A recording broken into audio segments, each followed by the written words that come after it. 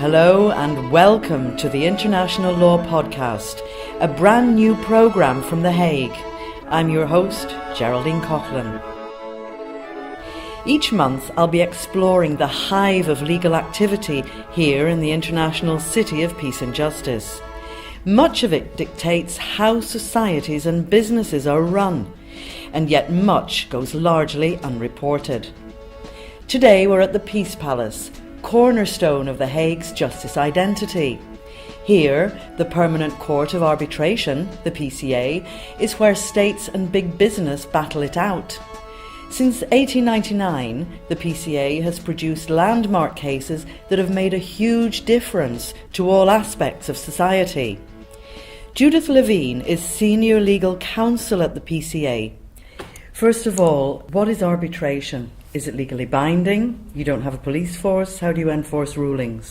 Okay, so arbitration is a form of dispute settlement, and essential to arbitration is that the parties consent for their dispute to be resolved by arbitration.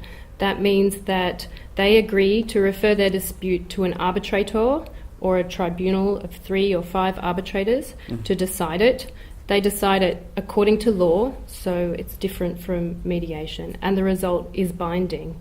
The fact that they choose the arbitrator means that individuals can be chosen with the relevant experience or knowledge particular to that dispute and those parties. So do the rulings only apply to states parties, to members of the court, or worldwide? For the Permanent Court of Arbitration, which is just one institution that administers arbitration, the types of cases that the PCA administer involve states or state-owned entities in combination with other states or private parties. The particular tribunal deciding a dispute before the PCA, its ruling is only binding on the parties before it. So it could be 2 states that have submitted to it, or a state and a non-state entity such as a company. So that's really significant work. So in that regard, why is the court so silent? It doesn't seem to promote itself an awful lot. With respect to silence, it might be that for a long period of the 20th century, the PCA was not particularly active, so there wasn't much to be said. And in recent years, say in the last decade, it's seen a sharp increase in its activity. Now, as an institution, we're not silent about the type of work we do. We have a website, annual reports. We report to our 116 member states who participate in the work of the organisation. But where we might be silent in the sense of discreet or confidential is with respect to particular cases, and it's up to the parties to decide how much information can be disclosed. If they want a purely confidential case, we respect that and we're bound by that duty. If they want it to be more open to the public or more transparent, then we'll do what is within the confines of what the parties consent. Okay, so it's up to them whether or not proceedings are behind closed doors? Yes, and it's not up to us to talk about it unless the parties have agreed. One of the most formidable challenges of the 21st century is to strengthen the international legal order. In a globalized world, the peaceful resolution of disputes is crucial. Arbitration is one of our most effective tools for doing just that. It seems as if the PCA has been gaining momentum over the past couple of years. You've got some quite high-profile cases going on at the moment. Yes. Could you give us an example of what you find most interesting? A couple of examples of interesting or high-profile cases that reflect the variety of cases the PCA handles. Traditionally, we were established in 1899 to handle disputes between states, and an interesting recent example is that between Pakistan and India over the construction of a hydroelectric dam in the Kashmir region, which potentially could affect 80% of Pakistan's water supply. And those 2 countries agreed in a pre-existing treaty to refer the matter to arbitration, and a tribunal found that India could proceed to build the dam, but interestingly had to take account of environmental law principles in the flow of water through that dam, and also set the point at which the gates could open that would affect Pakistan's right to water. Another interesting case that wasn't the traditional country against country dispute, but involved a dispute following a civil war was between the government of Sudan and the Sudanese People's Liberation Movement / Army, involving the Abyei region between North and South Sudan before the referendum on independence. And that was interesting because it was a new type of dispute, intra-state as opposed to international. And the PCA has the flexibility as an organisation to adapt to different types of disputes. And where we've seen the most activity is in disputes between companies and host states over foreign investments under treaties for promotion and protection of investments. And a recent high-profile case was that by the former shareholders of Yukos Oil Company against Russia, which resulted in awards amounting to about $50 billion against Russia for the expropriation of the company. So really quite significant. The stakes are high in a lot of our cases. That is true. Whether it's natural resources of a country, an oil concession, or contracts for, say, mobile phones, telecommunications services. Some of our cases are on the smaller side if they involve, say, agencies of intergovernmental organisations in a supply contract, but it's fair to say that the stakes are high. And it's been over a year now since the Netherlands took the Arctic Sunrise case against Russia. Yes. And that Greenpeace ship returned here in August. What stage is that case at now? So the Netherlands filed its memorial, that is its written argument and all its evidence, at the end of August, and the tribunal's procedural order is on our website and sets the timetable. And under that timetable, the next step is for the Russian Federation to tell the tribunal whether or not they will file an argument in response. That is called a counter-memorial. So far, Russia has not been participating in the proceedings. And according to the rules of the tribunal, if Russia doesn't respond to that invitation, then the tribunal will proceed to ask some follow-up questions to the Netherlands, give Russia an opportunity to comment on that, and then decide whether further proceedings may be necessary, such as a hearing. So what would be the outcome? Wouldn't that be regarded as a kind of a trial in absentia? In the case is brought under the UN Convention on the Law of the Sea, and that treaty specifically envisages a situation where a state doesn't appear or fails to defend its case.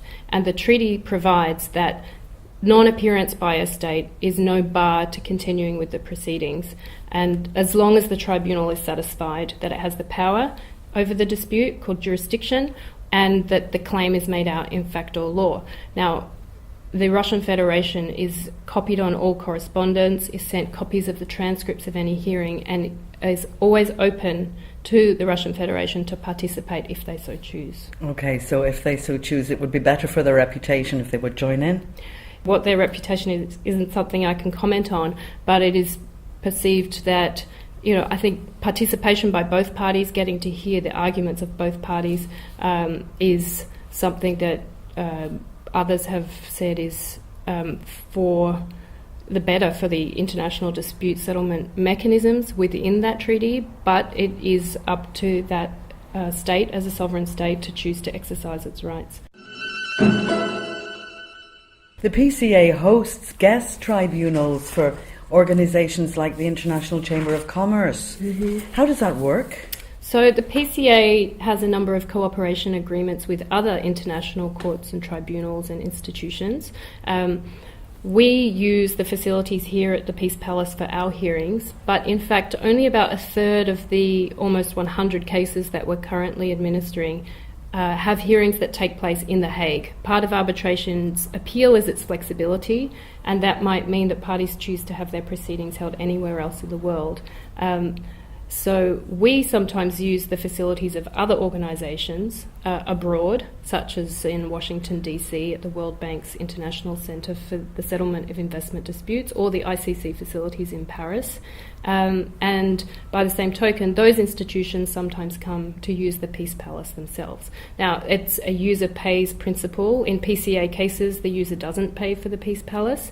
And because it's in the Netherlands under our host country agreement, parties and participants have certain privileges and immunities, such as it's easy for witnesses to get visas to participate in hearings here. And we have mirrored that system with some of our member states by entering host country agreements abroad, such as with Costa Rica, Mauritius and Singapore, all of which we've held hearings in those countries. The PCA's cases are either, as you say, between states or between big business and states. But taking a case to the Permanent Court of Arbitration obviously costs a lot of money. Where do parties get their cash from? That's a good question, and arbitration can be a costly process. In the scheme of those costs, the biggest item is the party's own lawyers, and the arbitrator's costs or the institution costs usually make up about 10% of the total costs. It's true that bringing a matter to arbitration can be expensive, but if you consider that the alternative is war, that's a more expensive scenario than a peaceful resolution of disputes. For companies, part of the cost of doing business globally is enforcing contract rights and treaty rights, so it is budgeted for from them. For developing countries who are member states of the PCA, the member states of the PCA have set up a kind of legal aid for developing countries in the form of a financial assistance fund. So the ABA arbitration involving Sudan that I mentioned, the parties were able to access around €500,000 from that fund to help defray the costs of arbitration. The last thing anybody wants is the costs of arbitration to get in the way of a peaceful settlement of a dispute. In some other cases, we know sometimes lawyers will act pro bono, as they did for the Southern Party in the ABA arbitration, and increasingly a hot topic in international dispute resolution at the moment is the use of third-party funders who come in and take a chance that a claim may be successful, so they help fund the claim with the expectation that they may receive something in return at the end of the day with a damages award. And finally, Judith, how do you envisage the role of the PCA evolving? Is it going to make much difference in the near future to the man in the street? Well, how to envisage the role of the PCA evolving? I think one trend that we've seen in the last century, and especially in this recent period of increased activity, is that international law is no longer just the domain of states, but can affect individuals, companies, NGOs, and these are becoming players in the disputes before us, either by being claimants themselves under a treaty brought by an individual or a company, or through non-governmental organisations who may seek to make submissions before a tribunal. So the rise of non-state actors is a trend. Another trend that we're seeing is the intersection of energy disputes and environmental matters. So as for the man or woman in the street, how does our work affect them? Well, if they're a citizen of a country who's in dispute with another country over its borders or natural resources, that can affect their wealth or security. It may be that as individual business people, they could have a claim or be shareholders of a company that has a claim. As students, as our cases become more public when the parties consent, there is a body of jurisprudence, while not binding, it's still influential in the development of law.